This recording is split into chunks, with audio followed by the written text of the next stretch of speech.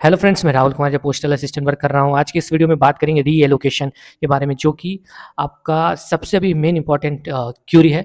और कुछ मेरे को पता भी चला, इसलिए लगा कि उसके बारे में वीडियो बना के बता दे आप लोगों को, ठीक है। और जो कि आपके लिए ही गुड न्यूज़ है एक तरह से। कोई कुछ बताया है तो वो आपके साथ शेयर करने वाले हैं। जो भी नए हो चैनल को जरूर सब्सक्राइब करना, और पोस्टल असिस्टेंट से रिलेटेड कुछ भी जानकारी चाहिए तो आप व्हाट्सअप करना, टेक्स्ट करना, ठीक है। कोशिश करेंगे आपको रिप्लाई करने का। और चलो वीडियो स्टार्ट ही कर देते हैं, ठीक है। गुड न्यूज़ यही है कि जो सर्कल ऑफिस में एक बंदा था, उसको नंबर दिए थे कि अगर कुछ भी वैसा आप लोग को पता चलता है तो आप बताना। तो फिर कल उसने मंडे को कॉल किया था, लेकिन मैं रिसीव नहीं कर पाए। तो रिसीव नहीं करने के बाद आज बात हुआ है उससे, तो वो वही बताया कि चर्चा यही चल रहा था कि इस वीक जो है एकदम श्योर है, आ ही जाएगा जो रीएलोकेशन है। और उसका यही कहना है कि रीएलोकेशन तो हुआ है चेंजेस, लेकिन उन जैसे मेरा पूछना था उससे कि जो पहले जिसको जीपीओ मिला है वो चेंज हुआ है, या पहले से जिसको डिवीज़न मिला वो चेंज हुआ है, क्या हुआ है? या जो सिर्फ़ जिसने कंप्लेन किया था उसी का चेंज हुआ है? तो वो बोला देखो इसके बारे में श्योर शॉट हम, क्योंकि इतना जानकारी हम लेने की कोशिश भी नहीं की, क्योंकि वो बोला मुझे को इतना पता भी नहीं था। लेकिन हाँ, जो सर्कल ऑफ़िस, क्योंकि ये मेन वो काम जो है सर्कल ऑफ़िस का जो स्टाफ सेक्शन है, वही सब देखते हैं। रिक्रूटमेंट सेक्शन जो है, तो उनका यही कहना था कि वहाँ हम लोग कुछ काम से वो गया था, तो फिर अचानक याद आया कि सीजन 2022 का क्या चल रहा है। तो वहाँ पे उसको वही बताया गया कि इस वीक जो है आ ही जाएगा, ठीक है। तो फिर उसने मेरे को कॉल करके बताया कि ऐसा सब बोल रहे थे कि इस वीक आ जाएगा। तो मेरे को लगा चलो एक वीडियो बना ही देते हैं और आप लोगों को बता देते हैं कि आपका जो इंतज़ार है महाराष्ट्र सर्कल का वो लगभग ख़त्म ही होने वाला है, ठीक है। और कुछ दिन का बात है, थोड़ा रिलैक्स रहो। और कुछ दिन का क्या, अभी तो आपका सीजन मेंस का एग्ज़ाम भी होगा, तो अब तो कुछ दिन तो ऐसे ही बीतने वाला है, आपको उतना ध्यान भी नहीं रहेगा कि 2-3 दिन कैसे बीता है। तो 2-3 दिन में 2-3 दिन कितना, आज ट्यूसडे शायद हो गया, तो फिर 2-3 दिन ही बचा हुआ है आपका रीएलोकेशन आने में। एग्ज़ैक्ट डेट नहीं बताया, लेकिन इस वीक का नाम बोला है, ठीक है। तो चलो इतना दिन रुके तो आप थोड़ा-सा रुक ही सकते हैं। साथ में ये भी पूछे कि रीएलोकेशन तो चलो हो गया, तो डिवीज़न का जो डिवीज़न के लिए सबके घर पे जो डीवी के लिए लेटर जाएगा वो कितने दिन बाद जाएगा? तो उसने बताया कि देखो ये तो डिवीज़न पे डिपेंड करता है। हम लोग जो है यहाँ से जैसे रीएलोकेशन का आएगा वो मैसेज सबके मोबाइल पे जाएगा, उसके बाद जो लिस्ट जारी होगी, उसके बाद डिवीज़न वाला कितना जल्दी कुछ करता है, तो वो डिवीज़न पे डिपेंड करेगा। और वैसे वो ये भी बोला कि ऊपर से प्रेशर है, तो डिवीज़न वाला भी बहुत जल्दी करेगा, क्योंकि बच्चे लोग बहुत प्रेशर डाल रहे हैं। और है क्या कि बहुत जगह जॉइन करके फिर महाराष्ट्र सर्कल का थोड़ा लेट हो गया है, तो इस पे भी थोड़ा ये है कि सर्कल का ये नाम हो जाएगा कि लेट चलता है इसका सेशन। तो इस वजह से फास्ट ही होगा, वो उसका कहना है कि फास्ट ही होगा, डिवीज़न भी जो भी करेगा फास्ट ही करेगा। और चलो एक खुशखबरी जो पता चला था सोचा आपके साथ शेयर करने का, तो वो कर ही दिए। और अब थोड़ा-सा ये बात करेंगे कि डिवीज़न एलोकेशन या डीवी लेट होने से कितना आप लोगों को घाटा हुआ, मतलब क्या कहाँ-कहाँ आपको प्रॉब्लम होगा? अगर बाय द वे जो ये सोच के बैठे हैं कि रूल 38 या ट्रांसफ़र पॉलिसी में के थ्रू उनको होम टाउन आना है, तो उनको कितना प्रॉब्लम हो गया, जो कि महाराष्ट्र सर्कल जिनको मिला है, ठीक है? और अगर डिवीज़न एलोकेशन के लिए उनके पास लेटर जाता है तो उसको कितना जल्दी आना चाहिए, वो अब डिटेल में बात करते हैं। सबसे पहले देखो, बहुत ऐसा सर्कल है वहाँ के लोग जॉइन भी कर चुके हैं, जॉइन किए हुए अच्छा 15-20 दिन भी हो गए, बहुत जगह 15 दिन तो हो ही गए, ठीक है।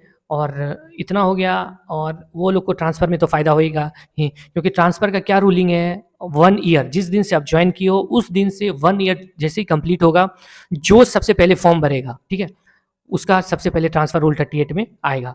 अब देखो है क्या कि जैसे मान लो आप 2 महीना पीछे जॉइन करें और कोई 2 महीना पहले आपसे जॉइन कर गया, तो वहाँ पे तो उसको फ़ायदा होने ही वाला है। और वो जो तुरंत जॉइन किया उसको ये भी फ़ायदा होना है कि सीएचएसएल 2021 वाला भी अभी बहुत जगह जॉइन नहीं हुआ है, लेकिन सीजीएल वाला जॉइन कर गया। सीएचएसएल वाला थोड़ा एक्सटेंशन लेके सीजीएल मेंस, सीएचएसएल वाला सीजीएल मेंस देने के चक्कर में जॉइन भी नहीं किया, लेकिन जो सीजीएल 2022 से था बहुत जगह पहले जॉइन कर गया, तो उसको बहुत ही फ़ायदा होने वाला है, ठीक है।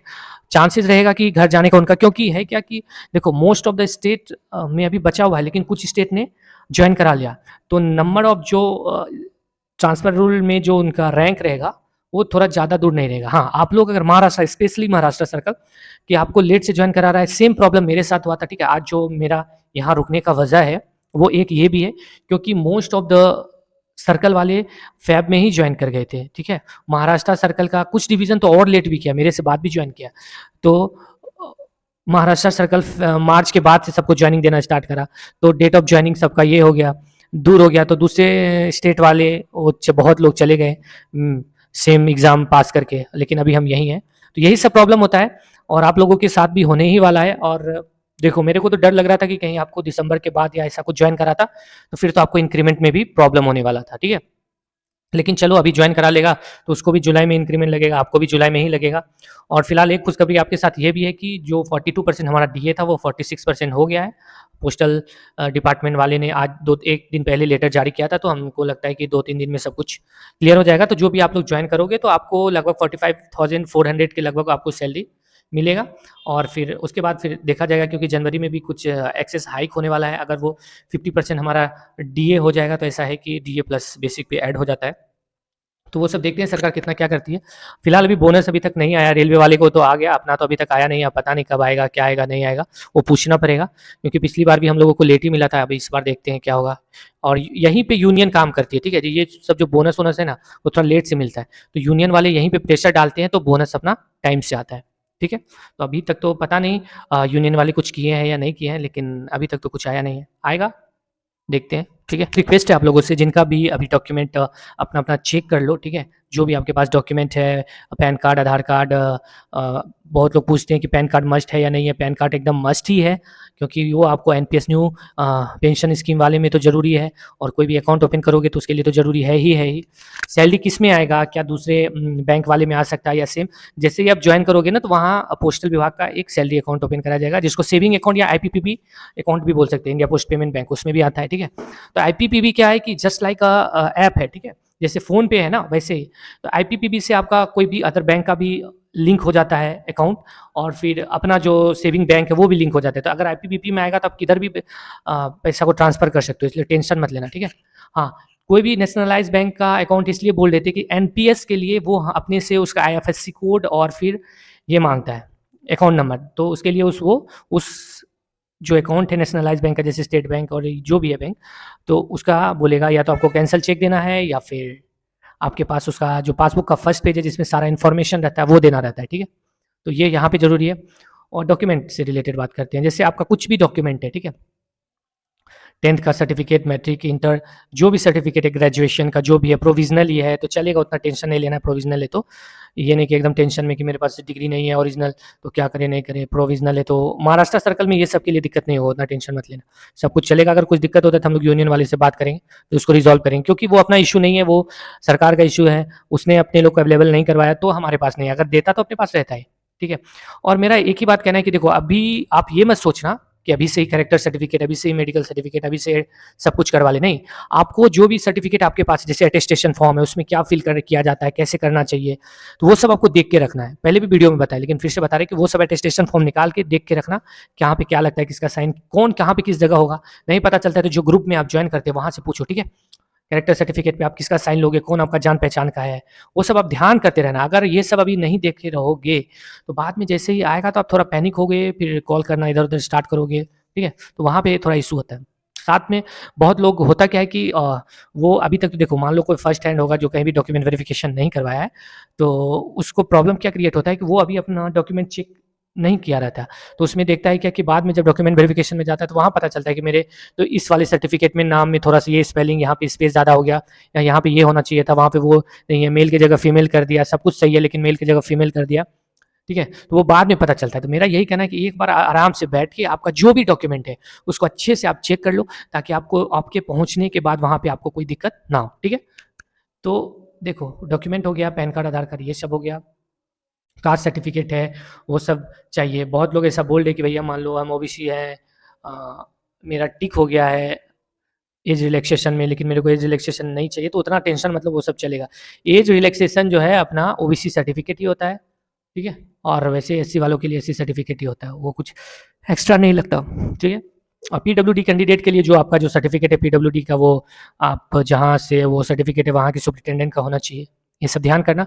पीडब्ल्यूडी कैंडिडेट के लिए एक चीज़ फ़ायदा है कि आपको डबल टीए मिलता है, इस बात को वहाँ पे ध्यान करना, क्योंकि कुछ लोग अभी फ़ोन करके बता रहे थे कि डबल टीए नहीं दे रहा है, ठीक है। वो बोल रहे रूलिंग क्या है, तो फिर वो हम से बात किया तो हम उसको बताए कि उनको बोलो दूसरी जगह मिल रहा है, तो वो उसने बात किया तो कुछ थोड़ा बहुत फ़ायदा हुआ, ठीक है। तो ये सब चीज़ों पे ध्यान करना है। और जो के लिए अटेम्प्ट लेने वाला है तो उसके लिए तो बहुत ही बहुत ही बहुत ही अच्छा हो गया, क्योंकि आप लोग सोच रहे थे कि एक्सटेंशन चाहिए, एक्सटेंशन चाहिए, कैसे क्या लिखना होगा, एक्सटेंशन मिलेगा कि नहीं मिलेगा, वो सब सोच रहे थे। तो अब तो आपको एक्सटेंशन लेने की ज़रूरत नहीं ही है, ठीक है। आपका आराम से हो जाएगा सब कुछ, एग्ज़ाम देके आराम से निकलना। हाँ, देखो मेरा ये कहना है, एक रिक्वेस्ट है आप लोगों से, ये भी रिक्वेस्ट ही है कि अगर आपको कोई प्रॉब्लम नहीं रहेगा, ठीक है? कुछ प्रॉब्लम नहीं रहेगा तो आप कोशिश करना कि जैसे ही डीवी का कॉल लेटर आए, तुरंत आप सबसे पहले जाकर वहाँ डीवी करवा लेना। डीवी कराने के बाद बहुत जगह भी है दूसरे स्टेट में कि डीवी के बाद जॉइनिंग नहीं दे रहा है, तो वो लोग को आराम से नहीं बैठना है, आराम से नहीं बैठना है। आप डीवी कराने के बाद बार-बार अपने डिवीज़न को बोलो कि जल्दी से जॉइन कराओ, जल्दी से जॉइन कराओ। हो क्या रहा है बहुत जगह, डिवीज़न जो है वाले सोचते हैं कि एक साथ सबको जॉइन कराएँगे, जबकि ऐसा नहीं होता है। तो आप अगर बात करोगे तो आपको पहले भी जॉइनिंग मिल जाएगी, ठीक है? और देखो जब तक बात नहीं करोगे, जैसे मेरे डिवीज़न में जो सीएचएसएल 2021 से एक बंदा जॉइन करने वाला था, वो भी वैसा ही था। क्या था कि उसको मिल गया लेटर, फिर वो कुछ बोल ही नहीं रहा था, तो बार-बार हम उसको बोले कि फ्रेशर बनाओ, खुद से बोलो सर मेरे को यहाँ रहने का जगह नहीं है, ये वो मेरा पैसा जा रहा है। तो फिर उसने जल्दी से करवाया। तो उसी तरह आप लोग भी करोगे तो जल्दी हो जाएगा। तो जैसे जैसे डीवी का लेटर आया, जल्दी से वहाँ पहुँच के जितना भी जो भी डॉक्यूमेंट वेरिफिकेशन या मेडिकल, महाराष्ट्र में तो 90% चांस है कि मेडिकल वहीं करवाया जाता है, ठीक है? तो इस बार भी वहीं होगा। आप देखो बहुत लोग पूछते हैं कि मेडिकल में नेकेड चेक होता है क्या? तो वैसा नहीं है, ठीक है? अब अलग-अलग डिवीज़न अलग-अलग डॉक्टर पे डिपेंड करता है, ठीक है? मेडिकल नॉर्मल चेकअप रहता है, कुछ बड़ा इश्यू आपके साथ नहीं है तो आपको कुछ नहीं होने वाला, ठीक है? और देखो होता क्या है कि जैसे आपका डीवी हुआ, फिर आपको मेडिकल के लिए लेटर दिया, डीवी हो गया कंप्लीट, मेडिकल के लिए लेटर, कितना दिन लगता है वो बता रहे हैं, मेडिकल के लिए आप गए, तो मेडिकल आप करवा लिए, 2 दिन तो उसमें जाएगा, उसके बाद कुछ रिपोर्ट है उसको 1-2 दिन आने में लगता है, तो 5 दिन तो इधर ही चला गया, ठीक है? और फिर आप वो लेटर जो वहाँ से फिर सर्टिफिकेट मिलेगा, वो लाके अपने ऑफिस में दोगे, फिर वो हेड के पास पुट अप करेगा, तो 2-4 दिन तो यहाँ पे जाएगा। उसके बाद फिर अगर आप प्रेशर नहीं लगाते तो यहाँ पे 10 दिन भी जा सकता है, अगर बीच में शनिवार-रविवार आ गया तो वहाँ भी चला जाएगा। तो इस हिसाब से वैसे धीरे-धीरे आपको सजेस्ट करते रहेंगे, क्या कैसे करना है, पहले तो आने तो दो रीएलोकेशन का सब कुछ। और देखो अब क्या होता है रीएलोकेशन में, किसका-किसका चेंज होता है, नहीं होता है। मेरे हिसाब से तो बहुत लोगों का चेंज होगा, ठीक है? लेकिन जिसका कम रैंक है, जिसको मुंबई जीपीओ मिल गया है कम रैंक पे, तो उसको तो चांसेस कम ही है, खाली दूर का किसी-किसी का जिसका रैंक दूर था उसको नज़दीक मिल गया, मतलब उसको पीए मिल गया, या जिसको रैंक कम था उसको ऐसे मिल गया, तो वहाँ पे चेंजेस आ सकता है। लेकिन मुंबई जीपीओ वालों के लिए मेरे हिसाब से चेंजेस ज़्यादा नहीं रहेगा, और कुछ जो जितना हो सकेगा समय-समय पे आप लोगों को सब कुछ बताते रहेंगे, ठीक है? तो चलो मिलते हैं नेक्स्ट वीडियो में, और भाई के चैनल को सपोर्ट करो, सब्सक्राइब करो, और जितना होगा इन्फॉर्मेशन देंगे, जितना हो सके, ठीक है? चलो बाय, गुड नाइट, और अच्छे से रहो।